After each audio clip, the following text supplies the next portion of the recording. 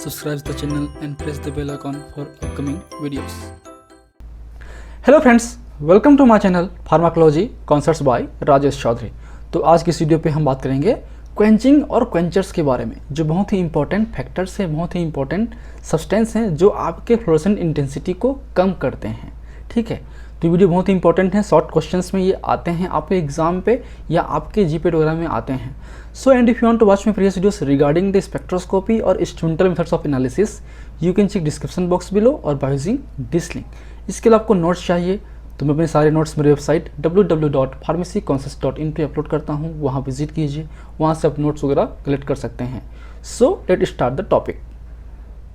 सो quenching, जैसे मैंने कहा, क्वेंचिंग मतलब आपके फ्लोरेसेंट इंटेंसिटी को कम करना। आपके सैंपल जो हम एनालाइट हम बात कर रहे हैं कुछ सैंपल की, जैसे कि हमारा ये सैंपल है, ये है सपोज हम मान लेते हैं कि हम सैंपल ट्यूब्स में बहुत सारे आपके सैंपल्स को मेजर कर रहे हैं, बट ज़रूरी नहीं कि आपके एक ही तरीके से सैंपल हो, कुछ उसमें एल्ट्रेंट्स हो सकते हैं, कुछ भी हो सकते हैं उस पर।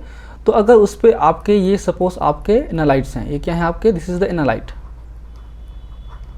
जिसकी फ्लोरेसेंट इंटेंसिटी हम मेज़र करने वाले हैं।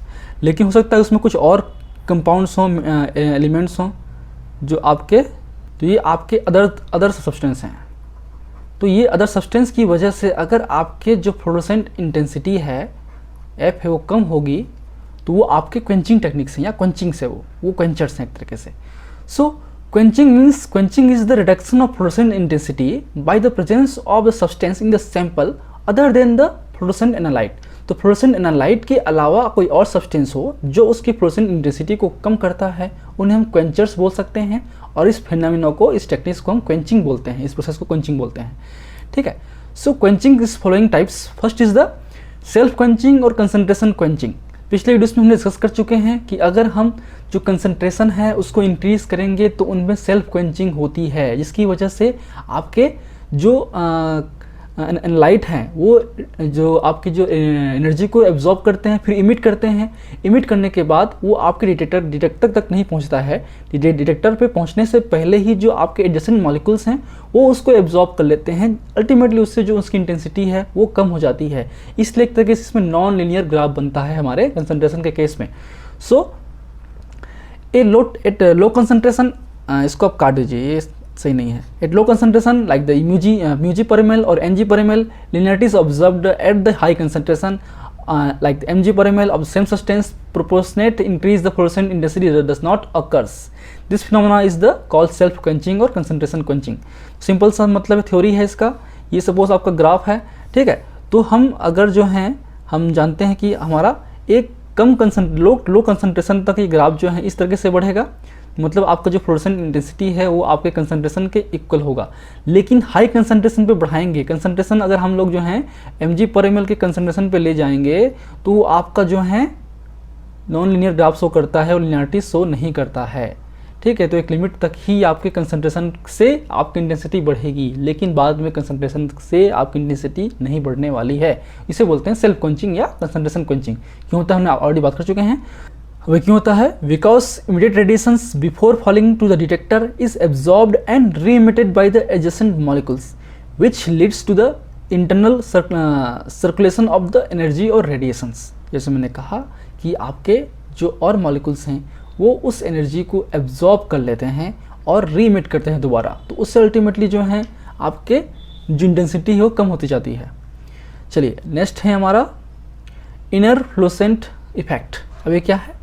Absorption of the incident UV light or emitted fluorescent light by the primary and secondary filters lead to the decrease the fluorescent intensity. ठीक है, जाहिर सी बात है, हमारे में फिल्टर होते हैं, मोनोकोमीटर होते हैं, तो आपके पहले जो इंसिडेंट लाइट है यूवी का उसको एब्जॉर्ब करेगा, फिर जो इमिटेड लाइट है उसको भी आपके एब्जॉर्ब कर सकता है।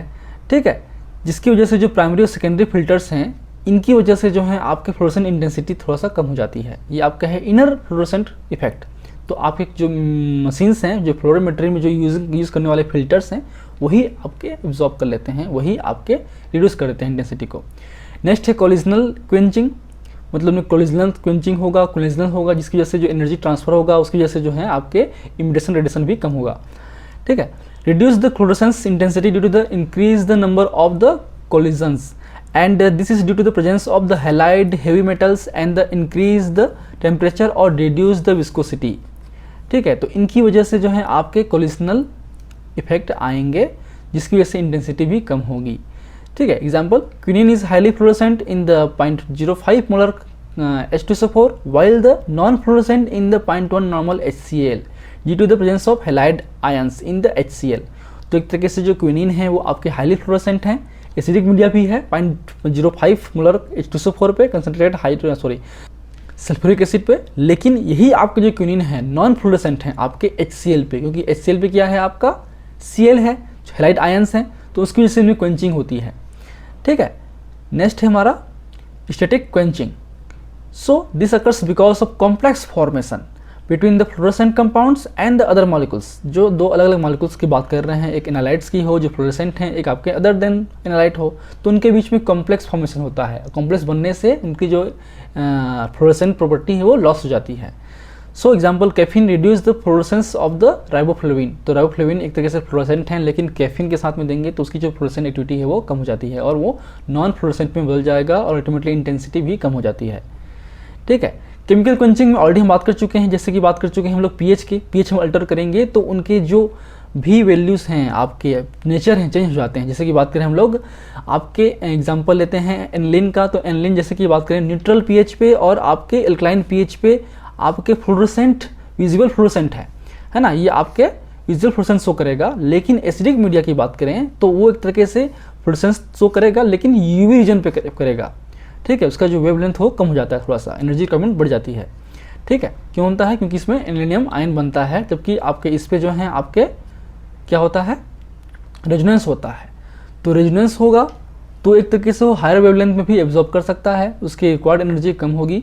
लेकिन अगर बात करें एल्युमिनियम आयंस की, आयंस बनेंगी तो उसकी जो वेवलेंथ है या लैम्डा मैक्स है वो कम हो जाती है या एनर्जी रिक्वायरमेंट बढ़ जाती है, ये बोल सकते हैं हम लोग, जाहिर सी बात है।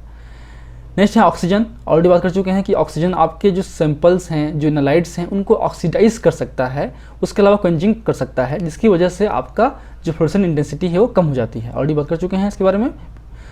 हैलाइड है, हेवी मेटल्स हैं, या फिर आपके टेम्परेचर वगैरह हैं, तो ये आपके हो गए हैं quenchings and the quenchers. So these are the basics about the quenching and quenchers. If you like my videos, please press the like button, share with your friend, and in a coming class I will discuss about the instrumentation and application of the fluorimetry. So keep watching.